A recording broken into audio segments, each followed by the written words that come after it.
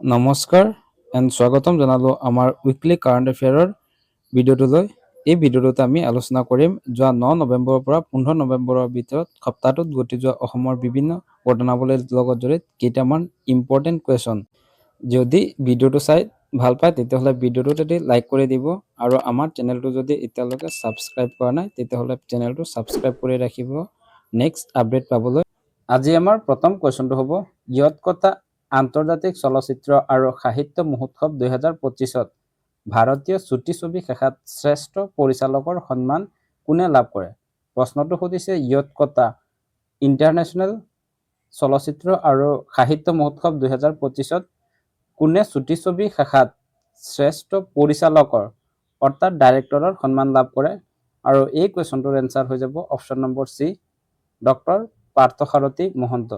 তেখেত এগৰাকী IPS বিষয়া আৰু তেখেতে পৰিচালনা কৰা চুটি ছবি অনচুনী চিখে এই চুটি ছবিখনৰ বাবে তেখেতে এই মহোৎসৱত শ্ৰেষ্ঠ পৰিচালকৰ সন্মান লাভ কৰিবলৈ সক্ষম হয়।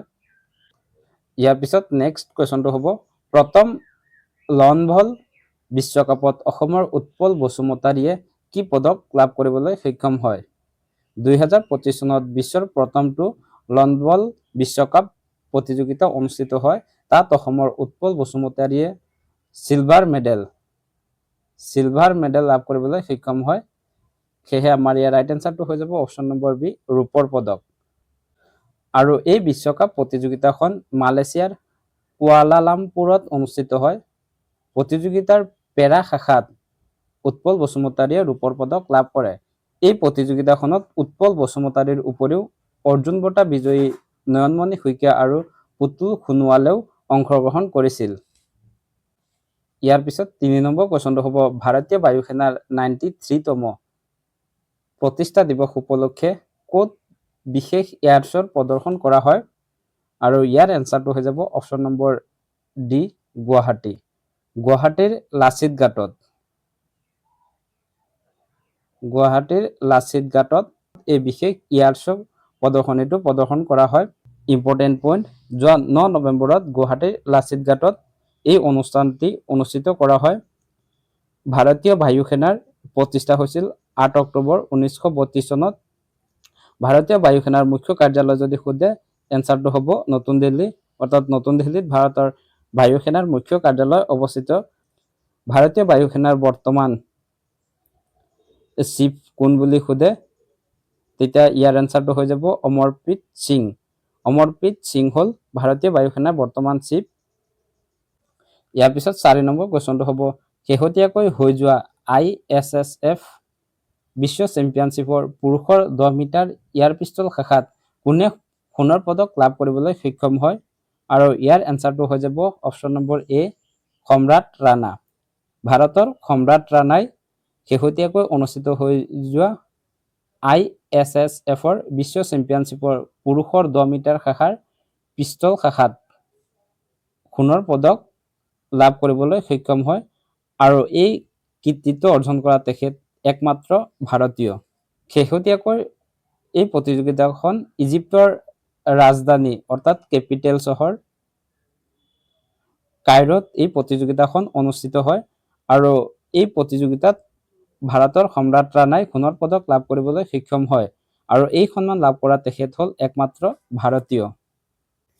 ইয়াৰ পিছত 5 নম্বৰ কুৱেশ্যনটো হ'ব জুবিন গাৰ্গৰ কোনখন অসমীয়া চলচ্চিত্ৰই সৰ্বাধিক টকা উপাৰ্জন কৰা অসমীয়া চলচ্চিত্ৰ হিচাপে পৰিগণিত হৈছে? শেহতীয়াকৈ জুবিন গাৰ্গৰ ৰৈ ৰৈ বিনালে ছবিখন মুক্তি লাভ হয়। আৰু এই ছবিখনে অসমীয়া ছবি উদ্যোগত সকলোতকৈ বেছি টকা উপাৰ্জন কৰিবলৈ সক্ষম হয়।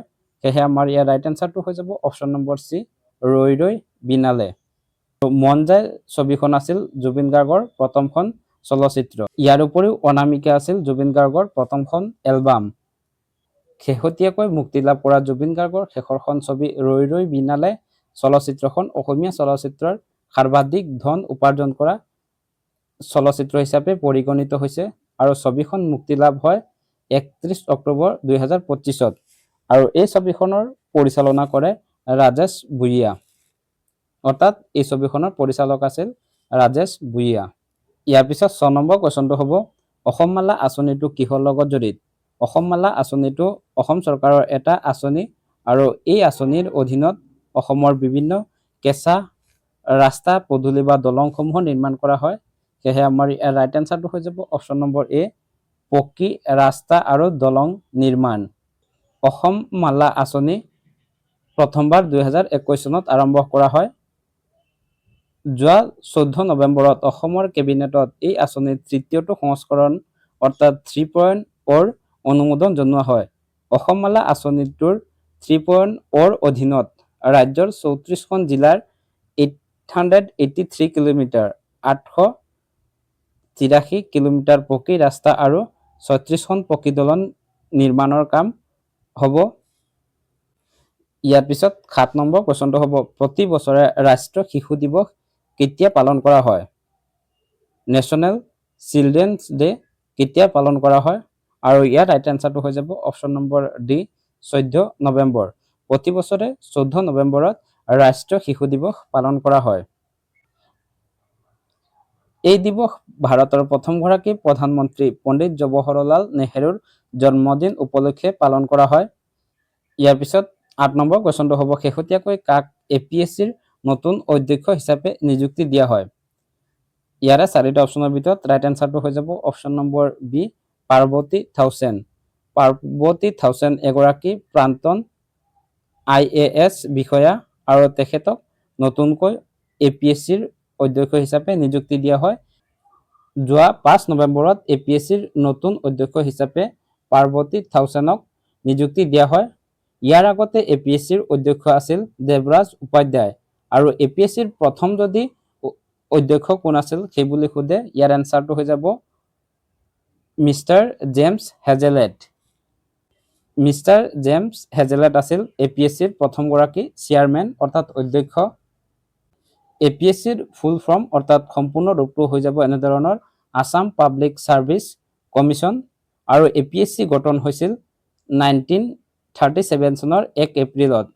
1937 চনৰ 1 এপ্ৰিলত APSC গঠন হয়। ইয়াৰ পিছত 9 নম্বৰ কুৱেশ্যনটো হ'ব বিৰছা মুণ্ডা জয়ন্তী কিমান তাৰিখে পালন কৰা হয়? বিৰছা মুণ্ডা জয়ন্তী প্ৰতি বছৰে 15 নৱেম্বৰত পালন কৰা হয়। সেয়েহে আমাৰ ইয়াৰ ৰাইট এনচাৰটো হৈ যাব অপশ্যন নম্বৰ এ, 15 নৱেম্বৰ। বিৰছা মুণ্ডা এগৰাকী ভাৰতীয় স্বাধীনতা সংগ্ৰামী আছিল। ইয়াৰ পিছত 10 নম্বৰ কুৱেশ্যনটো হ'ব কোনখন ঠাই ভাৰতৰ 94তম ৰামচৰ ক্ষেত্ৰ হিচাপে নিৰ্বাচিত হয়? ভাৰতৰ 94তম ৰামচৰ ক্ষেত্ৰ হিচাপে বিহাৰৰ গোগাবিল নিৰ্বাচিত হয়। সেয়েহে আমাৰ ইয়াৰ ৰাইট এনচাৰটো হৈ যাব অপশ্যন নম্বৰ বি, গোগাবিল হ্ৰদ। গোগাবিল হ্ৰদ আছে বিহাৰত। ভাৰতৰ 94তম ৰামচৰ ছাইট হিচাপে বিহাৰৰ গোগাবিল হ্ৰদ স্বীকৃতি পায়। ভাৰতৰ প্ৰথম ৰামচৰ ক্ষেত্ৰ হিচাপে উৰিষ্যাৰ চিল্কা হ্ৰদ আৰু ৰাজস্থানৰ কেওলাদেউ ৰাষ্ট্ৰীয় উদ্যানে স্বীকৃতি পাইছিল। এই দুয়োখনে প্ৰথম স্বীকৃতি পায় আৰু এই দুয়োখনে স্বীকৃতি পাইছিল 1981 চনত। 1981 চনত দুয়োখন ঠাইয়ে ৰামচৰ ক্ষেত্ৰ হিচাপে নিৰ্বাচিত হয় আৰু এই ৰামচৰ ঠাইখন ইৰাণৰ এখন ঠাই। এইখিনি আছিল আজিৰ আমাৰ এই ভিডিঅ'টোত আলোচনা কৰিবলগীয়া ইম্পৰ্টেণ্ট কুৱেশ্যন এনচাৰ। কুৱেশ্যনখিনি আপোনালোকে কেনেকুৱা পাইছে সেই বিষয়ে আপোনালোকৰ মতামতটো কমেণ্টত জনাব। ইয়াৰ পিছত আজিৰ কুৱেশ্যনটো হ'ব ভাৰতৰ প্ৰথমটো মডাৰ্ণ ৰিভাৰ ফেৰী টাৰ্মিনেল ক'ত মুকলি কৰা হয়? ইয়াত 4টা অপশ্যন দিয়া আছে। অপশ্যনখিনিৰ ভিতৰত আপোনালোকৰ ৰাইট এনচাৰটো কমেণ্টত জনাব আৰু নহ'লে আপোনালোকে ডেছক্ৰিপশ্যন লিংকত আমাৰ এই কুৱেশ্যনটোৰ এনচাৰ দিয়া থাকিব, তাত গৈ আপোনালোকে ইয়াৰ এনচাৰটো জানি ল'ব পাৰিব। যদি ভিডিঅ'টো ভাল পাইছে তেতিয়াহ'লে ভিডিঅ'টোত এটা লাইক কৰিব আৰু চেনেলটো যদি এতিয়ালৈকে ছাবস্ক্ৰাইব কৰা নাই তেতিয়াহ'লে চেনেলটো ছাবস্ক্ৰাইব কৰিব। ভিডিঅ'টো শেষলৈ চোৱাৰ বাবে ধন্যবাদ। জয় আই অসম।